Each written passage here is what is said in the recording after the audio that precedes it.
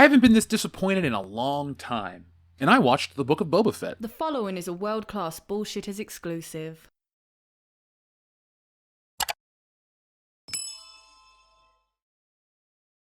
We're 3 episodes into the 3rd season of Mandalorian. If you were into numerology, that might mean something to you. But around here, the numbers don't lie, and usually when we talk about numbers, they spell disaster for something. And well, The Mandalorian is no different. The Mandalorian is the only Disney Star Wars property that we here at this channel have enjoyed. Is it perfect? No, but it's pretty damn good.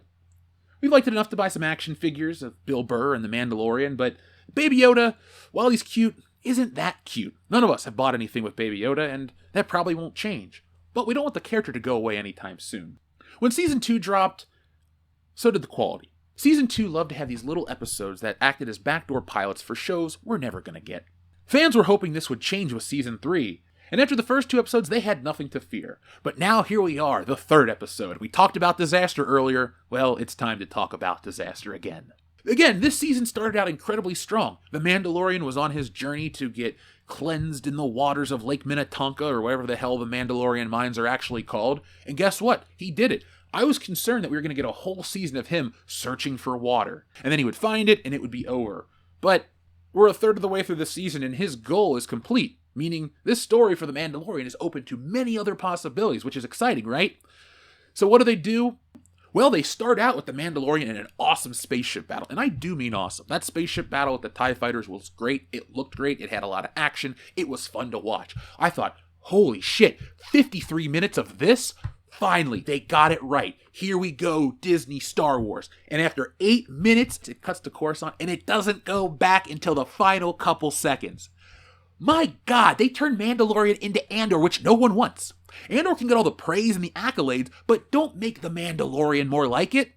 Now, this can't be a budgetary thing, even though we've read about Disney having issues and they need to keep these shows tighter, because this episode had a shitload of CGI. The train, Coruscant, all the other effects, the spaceship battle, they looked great. But most of the show was just a drawn-out, tiresome, pointless waste of time, and it killed the flow of the show. It's like you're watching Raiders of the Lost Ark, and right as Indiana Jones is about to get on the plane for Nepal, it cuts to Marcus Brody in a university board meeting. We watch the entire board meeting, including Professor Bonaventure's complaints about the French department, and when it's over, we cut to Indy and Marion in Washington on the steps. The end.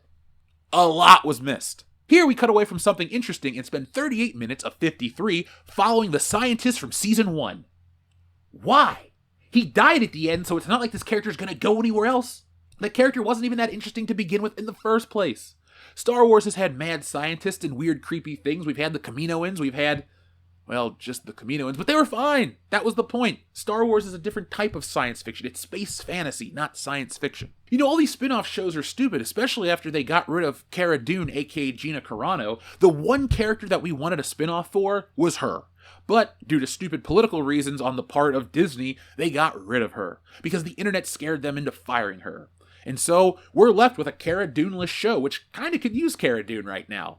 Imagine watching this show, and instead of him going off after Bo-Katan, he goes to Cara Dune as well. More of these great side characters that we care about. But no, alas, we go to the scientists from the first season. Did anyone actually like Season 2's spin-off episodes? You know, the one with Sasha Banks with the Darksaber and shit? Or the other one? No, we don't even remember those ones because they were pretty bad. But the good stuff sticks around. This doesn't qualify for the good stuff. And these characters, like I said, aren't going to stick around. This isn't setting up for something bigger. The thing this is really setting up for is episode 7, because you're looking at episode 7 because this show is setting up the new world order, well, the first order, whatever they're called. It's still in this sequel trilogy. It's still Empire versus Rebel Alliance, except they have different names, but the ships are the same. Convenient, right? And by the way, this show talks about the Rebel Alliance decommissioning their fleet and all of this stuff. That's cool, but couldn't we do it in a more interesting way or a more exciting way, or have better characters tell that information? Again, this isn't information that's important to the scene. It's just stuff that's being picked up by osmosis because everything else in the scene is fucking boring. Genre entertainment really needs to stop with the thing they do, where they show us these fantastical elements, these fantastical worlds, these fantastical people, and then we watch them do everyday, mundane, boring shit. Do you really want to watch Wolverine eat his oatmeal? I don't. I'd rather watch him cut up guards, fly ships, go to outer space, and do cool shit. But for some reason, modern comic books want to just show the X-Men hanging out all the time, talking about how oppressed they are, and fucking each other. But they don't show the part people want to see. Mandalorian does the same thing in this episode. We have a character with a jetpack and a lightsaber and 2 guns and all this cool shit that he could do. But we spend a chunk of this episode after a bitchin' starfighter battle with a guy who looks like an old German scientist. And yes, YouTube makes you change the language. Awesome, thank you, YouTube. I salute you, said no one ever. But no, we understand what the Empire's supposed to be like. That's what it's based off of. Go back. But my big complaint is the minutia of Star Wars that's not important. Is it really important to see the day-to-day findings of ex-Imperial officers?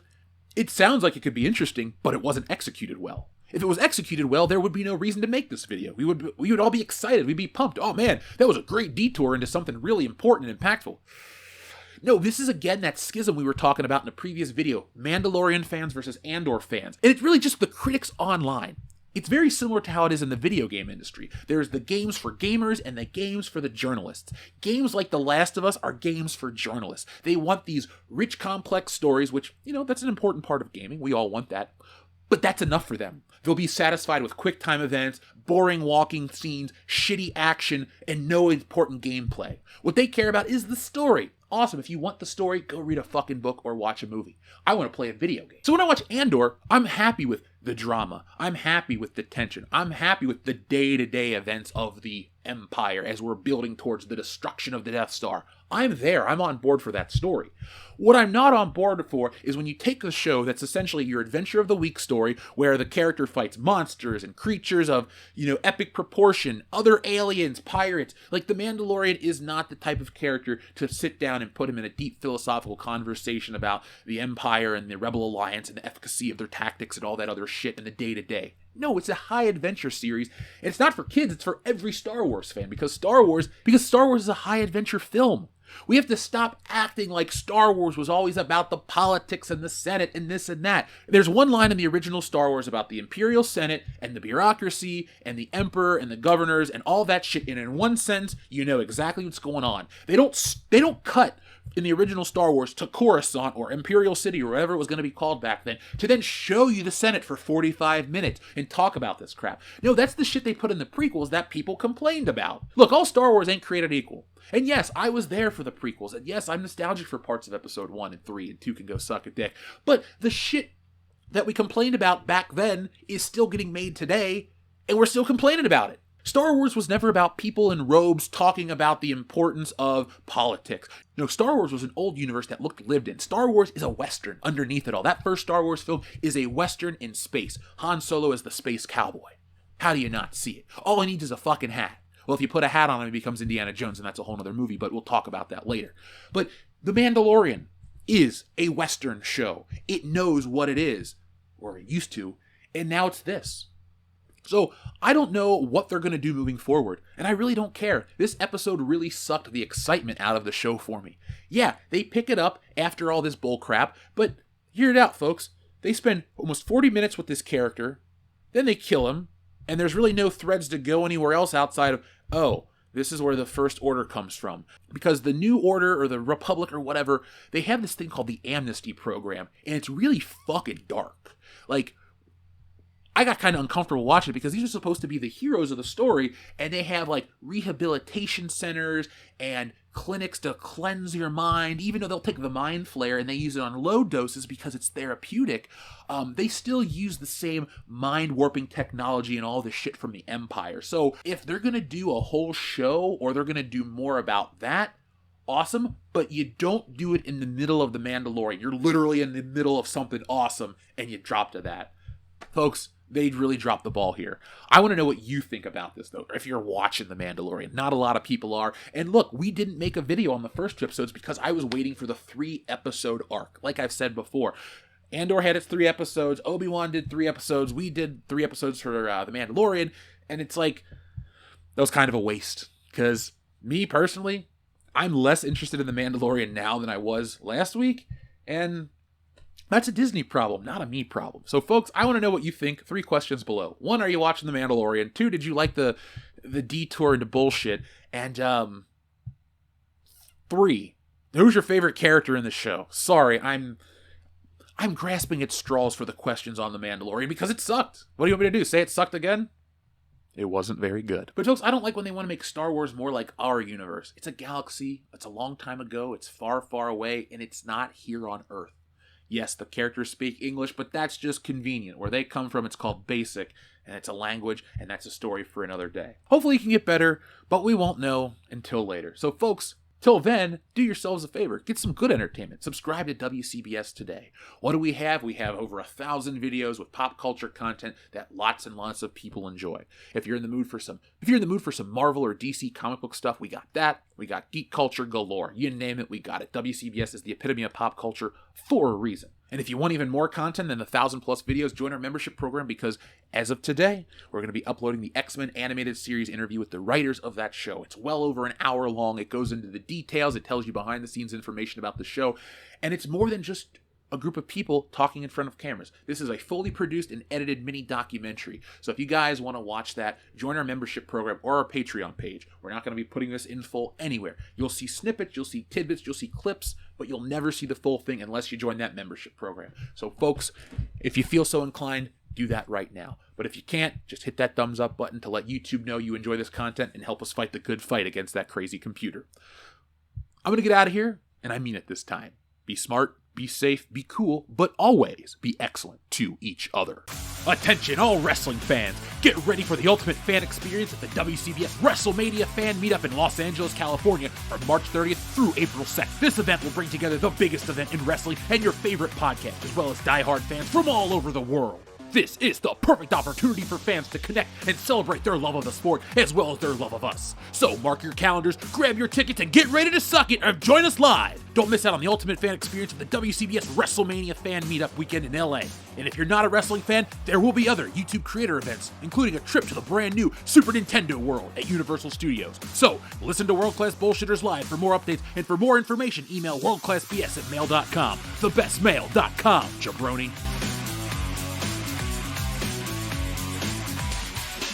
Thanks for watching today's video. Yes, it's over, but don't cry because there's more, a lot more from World Class Bullshitters. And there's only one way to get it. Hit that subscribe button below. When you do that, you'll get notifications and updates from World Class Bullshitters every time we go live. Basically, you won't miss anything. And if there's one thing I hate, it's FOMO. But the thing most people hate more than FOMO is fear of missing out on World Class Bullshitters, because there's just some things you can't undo. So folks, do yourselves a favor and never miss anything from World Class Bullshitters. One last thing before you go, hit the thumbs up button. Not for our egos, no, they're big enough as this, but it does help us fight the algorithm here, and well, it's man versus machine, and that's the real fight. But if that's not your battle, that's okay. There's one last way you can help WCBS, and that's going over to shopwcbs.com, picking up a t-shirt, a beer glass, a sweatshirt, a poster, all sorts of ways to back WCBS. The difference between us and other YouTube channels is I'm the artist that makes all this stuff, so if you enjoy art beyond t-shirts, you can even read our comic books. We got it all. We're called the epitome of pop culture for a reason, and no, again, it's not for our egos. So folks, make sure you're involved with every aspect of World Class Bullshitters, not just for us, but do it for yourself. We're making the change in entertainment everybody out there wants to see. And a special thank you goes out to all of our wonderful patrons who make this content possible. Go to patreon.com/worldclassbs to get involved and help out the channel.